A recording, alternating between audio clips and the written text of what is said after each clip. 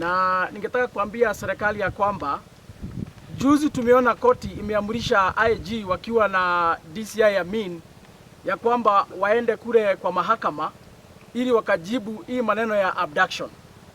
Na tukaona ya kwamba siku ya jana DCI na Inspector General wa polisi wote hawakwenda kotini, wote walikataa.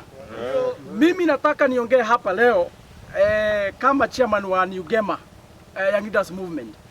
Niwakumbushe ya kwamba siku mmefukuza Rigathi Gachagua kinyume na sheria na koti ikasema ya kwamba Professor Kindiki aapishwe. Rigathi Gachagua, who was the Deputy President of the Republic of Kenya, alitii sheria ya koti na akatoka kwa ofisi akaelekea kwake nyumbani. Na kama Rigiji, the second Deputy President of the Republic of Kenya, obeyed the court order na akatoka kwa ofisi ndio Kindiki aingie, IG ni nani hawezi tii sheria ya koti? DCI Amin ni nani hawezi tii sheria ya koti? Kwa hivyo sisi tunataka kuambia William Ruto, siku ameapishwa pale Kasarani, hakuapishwa na notebook, hakuapishwa na kitabu yake ile anatumia kwa nyumba kutengeneza maneno yake. Aliapishwa na sheria ya Jamhuri ya Kenya na akaapishwa na Biblia ya kwamba ili akuwe akilinda na kuhakikisha kwamba anaongoza nchi kufuata sheria ya Kenya, si kufuata mafikira zake. Na kama anafaa kuongoza akikutumia sheria ya Kenya, we have all the arms of government. Tuko na judiciary, tuko na parliament, tuko na executive. Na kama judiciary wamepatia amri, either ni parliament ama ni executive, wanafaa kutii sheria kwa sababu hivyo ndivyo katiba inasema. Na kwa hivyo sisi hapa leo tunataka kuongea kwa sauti moja. Na juzi tumesikia ile matamshi ambayo mliongea mkiwa kule Rift Valley siku ya Jumapili mkiwa kwa kanisa. Huyu jamaa hawa wakora wanakufuata kina Kamketi na kina Oscar Sudi. Tukasikia Kamketi akisema ya kwamba yeye ndiye anatoka ile county wanajua maneno ya 24 years. Na mimi nataka nijibu leo Kamketi tukiwa hapa kama viongozi wa kutoka Gema community. Inchi si ya mama yake. Inchi si ya baba yake. Kama kuna vitisho aende akatishe bibi yake na watoto wake. Kuna sheria inasema ya kwamba uchaguzi ifanywe baada ya miaka 5. Hakuna sheria inasema ya kwamba ati rais lazima aende term 2. Hapana. Hakuna sheria inasema ya kwamba ati rais aende miaka 24. Hapana. Aende term yake ya miaka 5. Akimaliza tuende kwa uchaguzi.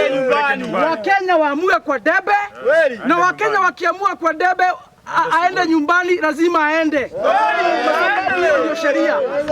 Kwa hivyo tunataka kuambia Kamketi, hizi vitisho mnajaribu kutupatia, kuna watu wengine walikuwa mbele yenu, walikuwa wanaitwa kina Murathe, wale walikuwa wanasema ya kwamba hawezi achia nchi mwizi, wale walikuwa wanajipiga kifua wakijiita deep state. Tulikuwa na wao wakatutishia sana zaidi, wakasema ati wananchi hawawezi amua kwa debe nani atakuwa rais.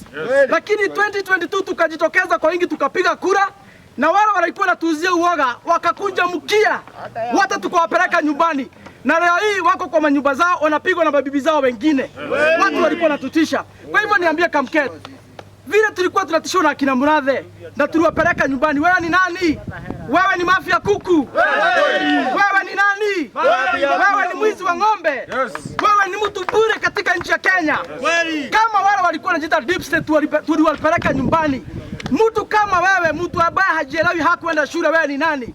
Nchi ya Kenya lazima tufuate sheria. 2027 tunaambia William Ruto, hakikisha ya kwamba umetupatia IEBC as soon as possible. Tuanze kujiandaa mapema. Vijana wetu tumewamobilize wachukue kura. 2027 safari ya Sugoi ni unstoppable. Kwa sababu Wakenya ndio wataamua. Na mimi niambia Wakenya wote kwa jumla, msitishwe na hawa wakora. Hawawezi wasiwauzie uoga ati sijui wataiba kura, ati sijui watafanya nini. Hakuna kura zitaibiwa. Wale wakora walikuwa kwa ile serikali nyingine waliishi kututishia vile ambavyo watu wako na IEBC kwa mfuko. Kwa nini walishindwa kuiba kura? Tuko na sheria, tuko na sheria. Tume IEBC ni tume huru na hakuna watu ambao watajaribu kuiba kura za Wakenya. Tutapiga kura kulingana na sheria, na siku ya kwenda nyumbani ya William Ruto hakuna mtu ambaye hiyo safari anaweza simamisha, kwa sababu mahali tumefika hata Mungu mwenyewe amekubalisha. Hata Mungu ako upande wetu ya kwamba William Ruto lazima tumpeleke nyumbani. Ataenda kama vie? Ataenda kama vie?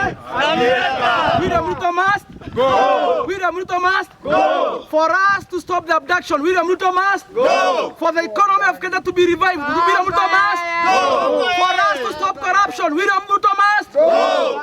Kabisa. Na tuko na viongozi wengine hapa, ningewapatia nafasi pia wakuja waseme jambo.